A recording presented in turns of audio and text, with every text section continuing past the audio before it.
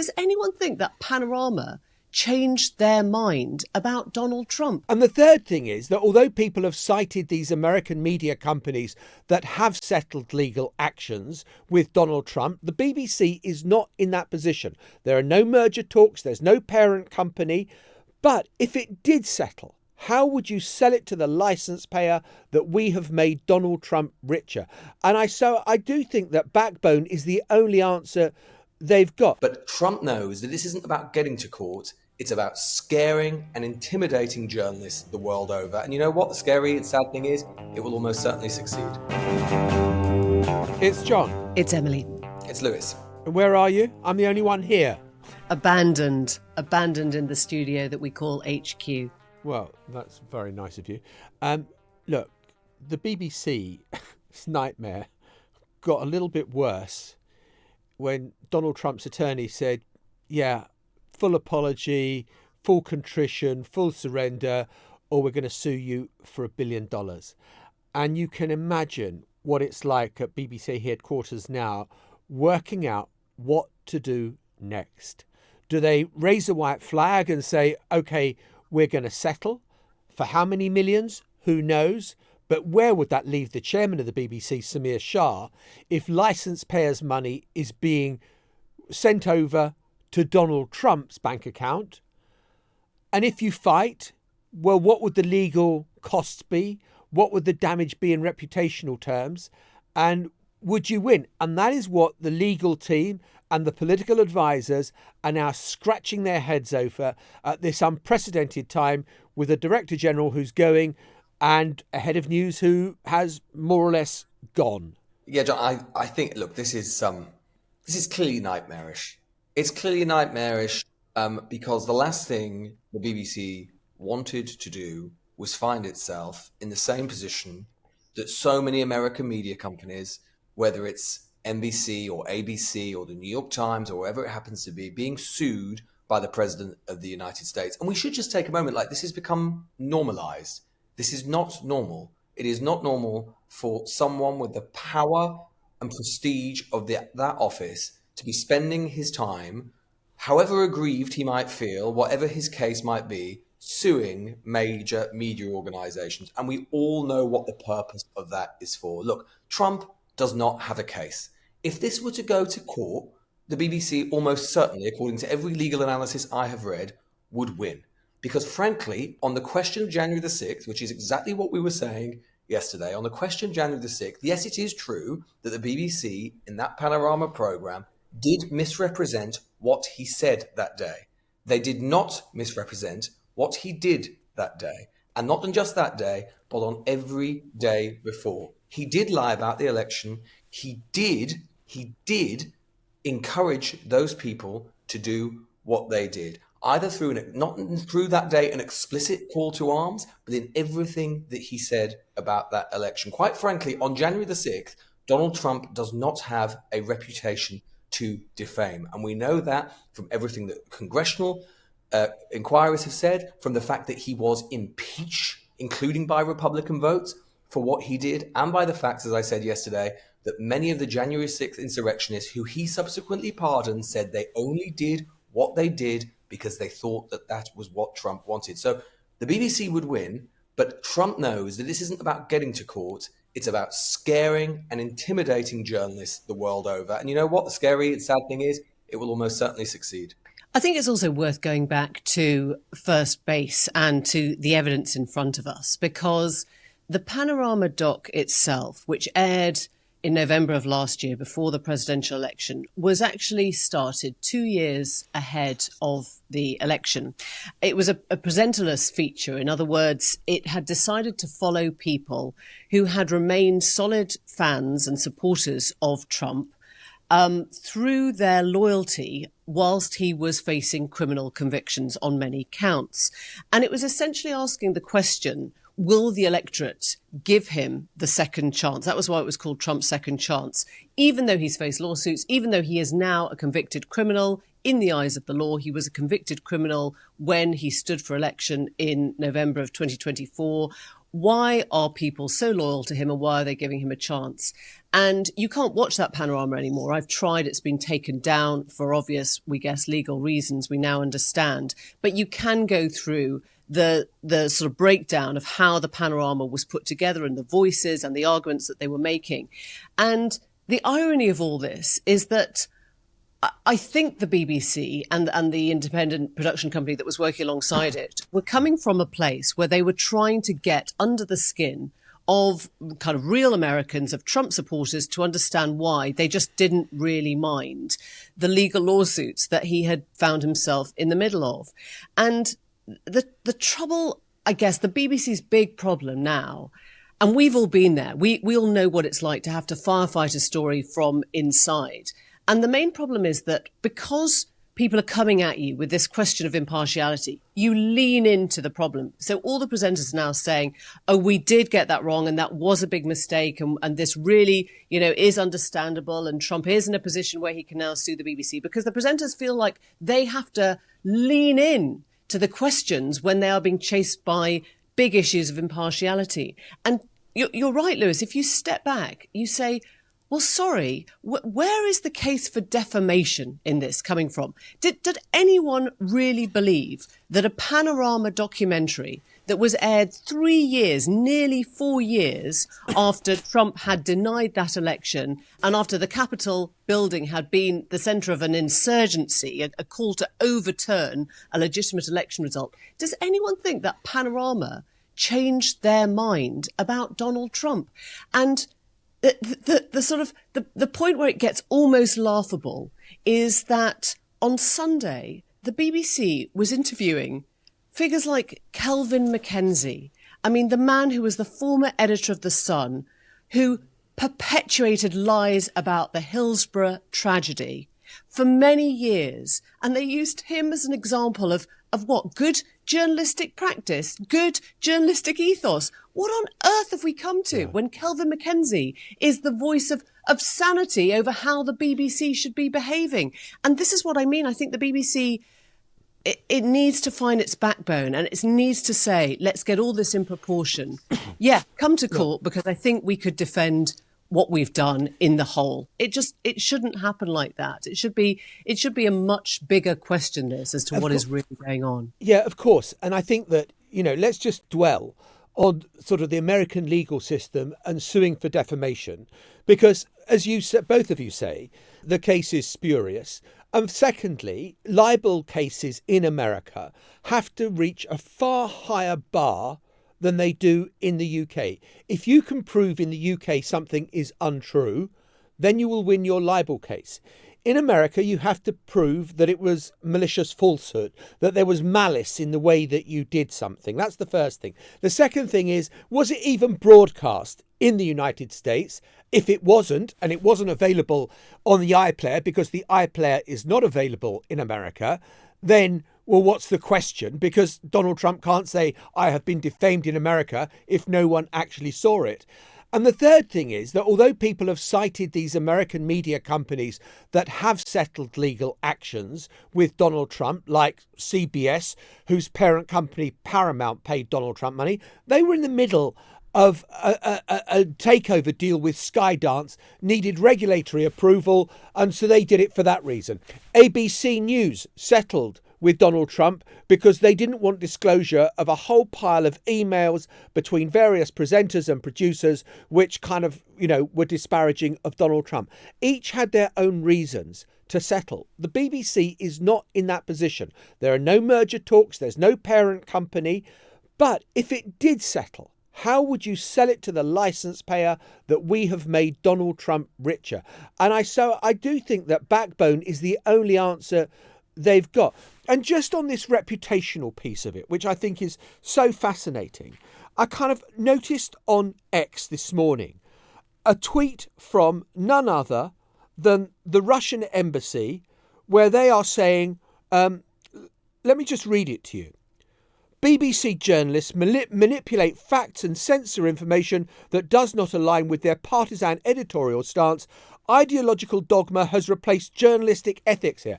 Well, frankly, irony is dead when you get the Russian embassy lecturing you on journalistic ethics, having shut down more or less every free newspaper. But how weird that we now find the Russian embassy in the same place as Donald Trump, as Nigel Farage, as Jacob Rees-Mogg, as some senior Tories who are calling for the BBC to, be almost defenestrated as a result of this. What an unusual bunch of bedfellows they are. And I think it speaks to the BBC. Fearless journalism is what terrifies politicians, and they must not be cowed. Well, I think that's a very instructive way of looking at it. I think, let's imagine that this whole story had occurred not to Donald Trump, but say to another democratically elected politician, but in a country where, like the United States, we've seen that leader engage in, significant democratic backsliding or who have denied elections. So let's imagine it was, Viktor Orban, or let's imagine that it was Javier Milei, or, any number of people. What would the BBC's response to this have been? They would probably say, if that particular leader decided to pursue this, they would probably say, yes, that edit was a mistake. And then that would be that. The reason that they are engaging and they're so fearful is because it is Donald Trump, and because it's the United States, and because there are geopolitical elements to this, and the fact that Trump attracts such support from that he's the leader of basically what is now a UK, US, Anglospheric kind of radical right movement. The MAGA movement is now at home in the UK. And that is why you get the absurd spectacle, the bizarre spectacle of self-styled patriots taking to the airwaves, taking to social media, taking to X, egging on the President of the United States, encouraging the President of the United States to sue and potentially destroy whatever you think of it and all of its flaws and demerits, which we've talked about many times, one of the great British social, political, cultural institutions, the BBC. That is from these, as I say, self-styled patriots who lecture everybody on how much more patriotic than the rest of us they are. It is a grim sight. Yeah, I was watching Jacob Rees-Mogg last night on the BBC, and he said that he thought Donald Trump was right, essentially, to seek legal redress. And I think this gets to the nub of it. Donald Trump has made it clear through his press secretary that he not only doesn't like the BBC, but would like its viewers to go to GB News. Jacob Rees-Mogg presents a programme on GB News and would very much like GB News to overtake the BBC as the broadcaster of record, inverted commas. So here you have an explanation for this wonderful triumvirate. Yes, Jacob Rees-Mogg would like to call himself a British patriot, flying the flag at every opportunity, except when it involves Donald Trump or GB News, at which point he'd much prefer to see the BBC sunk, he'd much prefer to see Donald Trump triumph, and he'd much prefer to see an institution that probably has made his entire career, quite frankly, has made his entire political career what it was, brought to nothing. And I think that there is a moment, again, in the Irony is Dead column, where you want to stand back and say, why is the BBC being lectured by papers that have paid out more than £1 billion to phone hacking victims? Why is the BBC being lectured by papers that have employed Boris Johnson for many years to tell lies about the EU? Why is the BBC cowed by people whose ethics are demonstrably, are provably so much worse than its own? And, again, a big kind of in block letters. Yes, the BBC makes mistakes. Frankly, Tim Davie could have resigned for any of the other myriad problems that he faced over the last year, whether it was the Gaza doc or whether it was the MasterChef or whether it was the Hugh Edwards scandal or any of those scandals. He could have resigned for any number. And maybe this is just the sort of culmination of what feels like a pretty difficult year for him. Look, I am getting, as we speak, a kind of readout from various BBC staff members about a call that has just taken place between members of staff and the chairman of the BBC and the Director General, which there were apparently considerable expletives aimed at the chairman, Samir Shah. The call went down like a sack of proverbial sick, according to another one. And apparently Samir Shah's comment about it being disrespectful to the board to question whether they uphold BBC values kind of infuriated people. You know, it's particularly naff, someone says, Shah just totally and utterly underwhelming. You know, in 5 years from now, new broadcasting house will be a building for hire. So you can see that what damage this has done within the BBC itself, where, you know, people who are journalists who want to uphold the values of impartiality feel they've been betrayed by the board of the BBC. And this is a mutinous atmosphere by the sound of it. Well, I mean, it's if I was still working there, I think my response to Samir Shah complaining that it's rude or disrespectful to complain about the board would be to say the board doesn't seem to have much problem complaining about the work of everyday journalists at the BBC every single week when they choose to. So I think they can draw a line under that.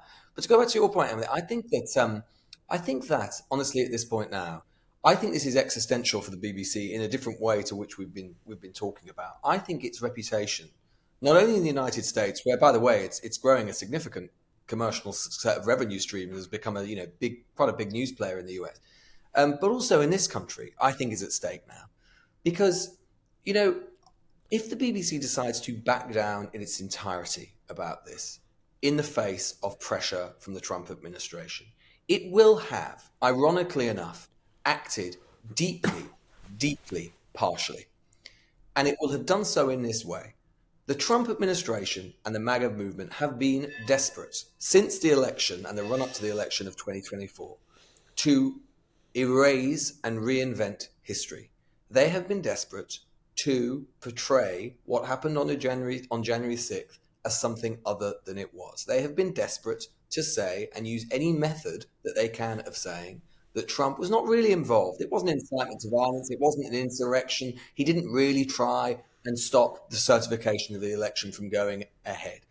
If you were only half listening to this story, which, let's be honest, most people out in Britain and beyond will be, maybe not even half listening, a tenth listening, 100th listening, all they will have heard is that the BBC doctored, in Trump's word, a clip to make it look like incited violence, and he didn't. And as we have been discussing, the truth of the matter is, in every credible way, he did incite what happened that day. And if the BBC just backs down, they will be playing into and legitimizing an entirely false and fake narrative of events. And frankly, if it does that, then it doesn't deserve to survive. I think that is a point, Lewis, that you and I have actually been making for years, that whilst we talk up this existential threat of the BBC from the right, the real existential threat is if it doesn't do its job properly. It's as simple as that. If it doesn't work out where its own moral compass is, if it is scared to call out Trump's lies, if it is scared, to go back to the Prescott report, the fact that Michael Prescott highlighted this phrase, election deniers, as a phrase that he didn't like BBC journalists using, I think is very, very indicative of the place that he comes from. In other words, if the BBC is to start accepting that there was no election denialism, that Trump was in no way responsible for what happened on January the 6th, he had prepared the ground, as those of us who have been following and commenting and reporting on America for years know, he had prepared the ground even pre-election to call out any loss as a fake result. If the BBC finds itself in a position where, because of that overhanging threat from Trump and his kind of UK-based acolytes, they are unable to actually tell the British public what went on and what is going on, and to report properly and fairly and freely on what is going on right now in Trump's America, then yeah, it is a much bigger problem than, a paper is coming for us. Oh, what can we do to kind of put that story to bed? It is a problem. I think you're right about whether kind of normal, everyday citizens think that the BBC is the right place to be going for their news and to be taking their money. Look, for all the criticism that attaches to the BBC, and some of it justified, the BBC is still an important source of news around the world, in Britain.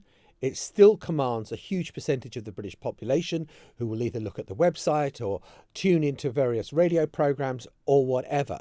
But what Donald Trump has done, and he's just seized the opportunity that fell before him, is to sort of globalise his war on truth and war on the media. And he said years ago, during his first term, in an interview with Leslie Stahl on 60 Minutes, that if I keep saying something is untrue and only believe me and keep saying it, then people will distrust the media and trust me more, and that's what I want. And that is what he is doing. Make no mistake. He's seen an opportunity to globalise this. He's taking it. And honestly, journalists anywhere who believe in fair reporting and being rigorous and being tough and holding people in power to account should be very worried indeed. And just to go back to the details of what could be coming at us, we know that BBC lawyers have until Friday to respond. That is not very long. We are recording this on Tuesday morning. I know that calls have gone in to the General Counsel at the BBC to try and work out what their response is and whether they've even seen the letter. But there are many questions surrounding this. One, whether Trump can even win a defamation trial because the First Amendment is so fiercely protected in the US. And second, the question of a statute of limitations, which is not irrelevant to this case, because as we keep saying, the piece itself, the Panorama, went out more than a year ago for the first time. In other words, there is a big question whether the statute of limitations has run out. Trump didn't see that piece a year ago. He didn't care about Panorama a year ago. He didn't worry about an edit a year ago. He cannot say that his chances in the 2024 election were materially damaged by the Panorama. No one complained about it. No one complained about that edit when it went out. So I think even just on a very strict question of whether he could even take this case very far, it would be quite an uphill struggle. We'll be back in just a moment with the Liberal Democrat leader, Sir Ed Davey. Well, we're joined now by the Liberal Democrat leader, Sir Ed Davey, who has written in the Guardian newspaper this morning about the travails facing the BBC and what needs to happen. Ed, welcome to you. It's good to have you back in the studio. Look, you say there are problems with the BBC, which puts you in exactly the same court as Nigel Farage. It's just that you see things totally differently about how the BBC needs to change. I think it's reasonable for politicians and commentators to have criticisms of the BBC, but I do that as a friend, a critical friend. Liberal Democrats, me personally, we've always supported the public service broadcaster. I'm really proud that Britain has this amazing BBC, which, frankly, other countries would die to have. Not just its independence and broad impartiality, but also the amazing programmes it produces, the impact it has on our economy, the creative industries and so on. So I'm a proud supporter of the BBC. We should champion it. That doesn't mean we shouldn't have criticisms. But my criticism is very different from a Nigel Farage, who seems to be teaming up with Boris Johnson and Donald Trump and, dare I say, the Russian embassy to have a go at the BBC. I think they want to do serious harm and damage to the BBC. They're not friends of the BBC. They're the enemies of the BBC. What do you mean by that? When you say harm, what is it that you believe is in play here now? Well, the BBC is an independent, impartial broadcaster. And it criticises people from across the political spectrum and does that, I think, with high-quality journalism. And that's what they don't like. They don't like being held to account, whether it's by a parliament or by the media or by the judiciary. These people, I think, are wanting to reduce and weaken, in some cases eliminate opposition to their point of view. You're seeing that particularly, obviously, with Donald Trump, the way he's going after media in America, undermining, I would argue, the independence of the judiciary in America. And my fear is what we're seeing in Trump's America is just a foretaste of what we might see here if people like Nigel Farage get their way. But let me just pick you up on that, because you say about you are a champion of BBC impartiality. What you have said repeatedly is that there's far too much Nigel Farage on the television screen, far too much attention being given to reform. I'm sure the BBC would turn around to you and say, well, hang on. They are leading in the opinion polls. They are now a parliamentary force at Westminster. No, they haven't got as many seats as you in the House of Commons, but if you look at the state of the opinion polls, they are well ahead of you and well ahead of Labour and well ahead of the Conservatives. Therefore, we wouldn't be reflecting Britain were we not to give the Reform Party a lot of coverage. It's all a question of relativity, isn't it? We feel... But beauty is in the eye of the beholder. That's the point, isn't it? Well, I think there are millions of people who share my view, and it's not just the frequency that Nigel Farage seems to get on the BBC, but also the lack of scrutiny. And that's the reason why the Liberal Democrats launched our campaign to balance the BBC, because we thought the BBC was in balance. I met Tim Davie, and I gave him lots of statistics, not just about how Reform were getting disproportionate coverage, but also the Conservatives getting disproportionate coverage. And we could actually show the statistics. And I argued, because sometimes it's a pushback, well, what are you saying? Well, Liberal Democrats are the ones who are distinctive in our position against Donald Trump, the only opposition party really calling Donald Trump out. On Europe, the only party leaning into rebuilding our relationship with Europe, the only party with a serious proposition to reform our NHS. I could go on. And I was arguing to Tim Davie that, the idea that you just put on this sort of reform Nigel Farage divisive politics and you get ratings from that is just wrong. If you as an impartial broadcaster want to cover the political spectrum, you should cover parties who've got something real to say that's relevant to the political debate. But I said that at the same time as being a friend. Is it possible to be a critical friend? I kind of think that probably the Tory party, Boris Johnson, would say, I'm a critical friend of the BBC as well. Well, the reason why I think it's worse than that from Boris Johnson is he put his placement into the board of the BBC. Let's personalise a minute. I did in my article in The Guardian. Robbie Gibb was appointed to the BBC board as a political appointee by Boris Johnson. He'd previously been the head of communications for the Conservatives during Theresa May's time at Number 10. He'd then gone to GB News, not known for its impartiality, is it, as their advisor before being appointed by Boris Johnson. And at the time, we criticised it, as did indeed a lot of other people. So Boris Johnson, of course he can be a critical friend and make his point just the way I have. But he was, in my view, seeking to influence the BBC at its very heart. So we spoke about Robbie Gibb at length on the podcast yesterday, and Emily Lewis and I have all of us, had extensive experience of Robbie before he went to work for Theresa May, when he was an executive at the BBC, so kind of knows how everything works in the corporation as sort of poacher turned gamekeeper turned poacher. What are you saying should happen to him now? Because he's a non-exec on the board, and he is also on this subcommittee that is there to safeguard editorial standards and impartiality. Well, I think the very first thing that should happen is he should have no role in appointing the successor of Tim Davie as Director General. But I would like to go further. I think he should be removed from the board, given all the evidence. If that requires some sort of investigation, fine, but all the evidence I have heard, seen, been told about, I'm sure you and Lewis and Emily probably have much better with your careers in the BBC, but that seems to be out there, and non-executive directors aren't supposed to behave like that. So I think the case against him, the case for him to be removed, is very strong. I just want to read you the final sentence of your article for The Guardian, which is, the government should remove him from the board immediately and end the practice of political appointments which so badly undermines the BBC altogether. Isn't that a slight contradiction, saying that the government should get out of political appointments, but you should sack Robbie Gibb? No, because I think Robbie Gibb is the problem of the political appointments. And I would want, and we've argued it before, that political appointment process is wrong. We need a much more independent process. There are different models for doing that, and we can have a debate about that. But allowing prime ministers to appoint their friends, their buddies, to go and do their bidding, the heart of the BBC, undermines the independence of the BBC and the impartiality of the BBC, in my view. And I know, Robbie Gibb would say, I'm sure in his defence, he'd say, I'm a big crusader for impartiality. But let's face it, he's partial. And I'd say to you now that it's not just one person. I think the system needs to be reformed.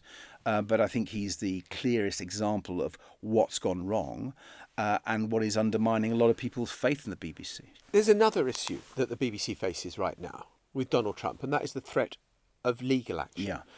And what to do?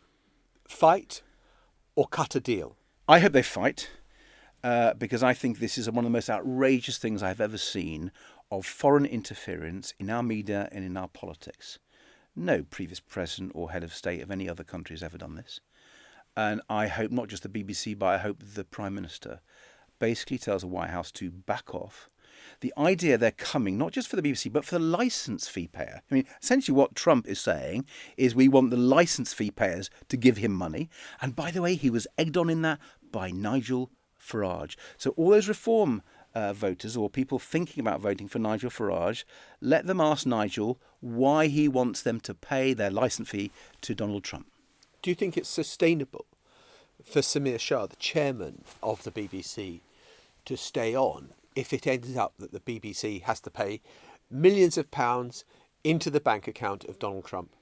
Well, first of all, I really don't think it's going to go to that. Donald Trump is a classic bully. He sends off these letters all the time, and I think the BBC has an extraordinarily strong case to push back, and I hope the chairman leads that fight back, and I hope he gets the support, not just the Prime Minister, but all parties in Parliament. I've written to Keir Starmer, to Kemi Badenoch, and to Nigel Farage, so will they join us in pushing back against Donald Trump's interference? I think it's quite wrong, and I think even reform-minded people, in terms of supporting the Reform Party, will be aghast that Nigel Farage is partly behind this. But we've had Jacob Rees-Mogg saying Trump is entitled to do this and justified in doing this. Farage has pretty well come out and said... Well, the GB News presenters, as far as I can see, isn't it interesting that GB News seems to be getting behind this fight? Robbie Gibb came from GB News, let's remember, and now you have Nigel Farage and Jacob Rees-Mogg on the payroll of GB News attacking the BBC and supporting Donald Trump. Well, I think British people, true to British values, who love the BBC, one of our few institutions which supports and defends British values and is protecting us, frankly, against a Trump-style takeover of our country. I think people will now see those people for who they are. They're not true patriots, in my view. What should Keir Starmer do? We should ring the White House and tell them to remove that letter, for number one. Then he needs to reform the BBC, working with the BBC as a critical friend to make sure it remains the strong, wonderful, high-quality journalism that we've come to know and love. But given what we have seen from Keir Starmer in the way that he has conducted his relationship with Donald Trump, some people would raise an eyebrow, the fact that he had a second state visit when he is the only president in history to be impeached twice and have a criminal record. Do you think he's going to do that? I don't know. As you know, John, I've been very critical of Donald Trump, and I've been urging the Prime Minister, whether it's on the economy or on defence and security, to recognise that Donald Trump is no longer, sad to say, a reliable ally of the UK, and we need to build coalitions elsewhere. So I hope he has listened to that message and realised that actually now that second state visit is over and he's had his banquet, he's now playing dirty. And I think it's time for the Prime Minister to stand up. Will he do that? I don't know. I'm going to ask him that at Prime Minister's Questions tomorrow. Well, we'll look forward to the answer. So, Ed Davey, thank you very much indeed. Thank you. And as Ed Davey said at the end of the interview, he'll be asking Keir Starmer about this tomorrow. The BBC affair has now gone global, consuming British politics, consuming American politics, and we'll be discussing all of that on The Newsagents tomorrow. We'll see you then. Bye-bye. The Newsagents. This is a Global Player original podcast.